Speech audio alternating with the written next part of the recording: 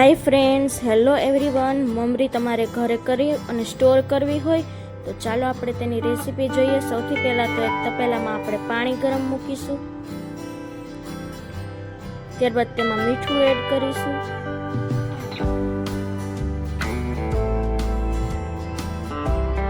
ત્યારબાદ ખારો એડ કરીશું.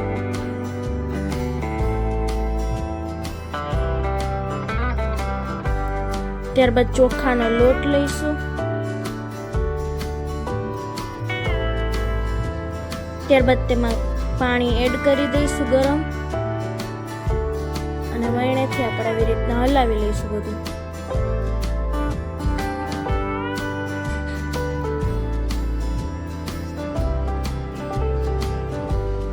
એકદમ સરસ તમે જોઈ શકો છો, બધું મિક્સ થઈ ગયું છે.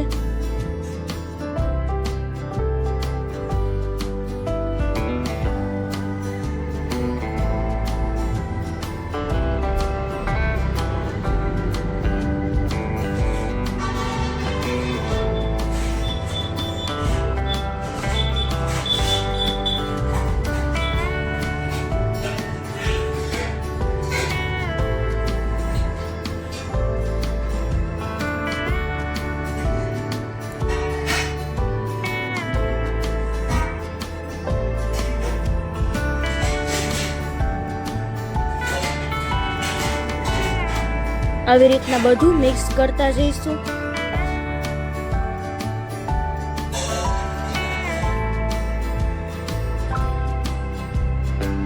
તમે જોઈ શકો છો એકદમ સરસ રીતે બધું ભળી ગયું છે.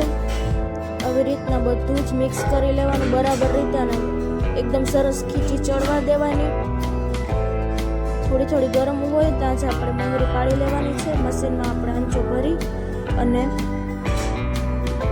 આવી રીતના ભરી લેવાનું છે મશીન. પછી પ્લાસ્ટિકનું પાથરી અને આવી રીતના ગોળ ગુચરા પાડી લેવાના, અને તમે સ્ટોર કરી શકો છો.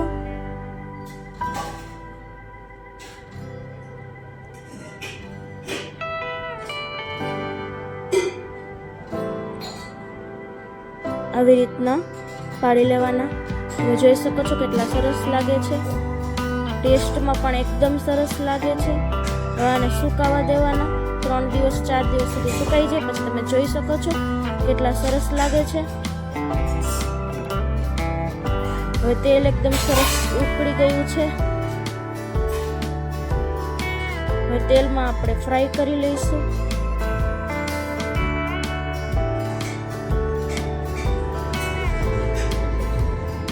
એકદમ સરસ તમે જોઈ શકો છો. થાળીમાં કાઢી લઈશું. એકદમ સરસ રેસીપી છે. જો તમને અમારા વિડીયોઝ ગમતા હોય તો અમારી ચેનલ કુકિંગ ક્વીન જાનવીને સબસ્ક્રાઈબ કરી નાખજો. જો અમારા રસોઈના વિડીયો તમને ગમતા હોય તો વિડીયોને લાઈક, કમેન્ટ, શેર અને અમારી ચેનલને સબસ્ક્રાઈબ કરી નાખજો. એક વખત આ રેસીપીસ ઘરે જરૂર ટ્રાય કરજો. Thank you.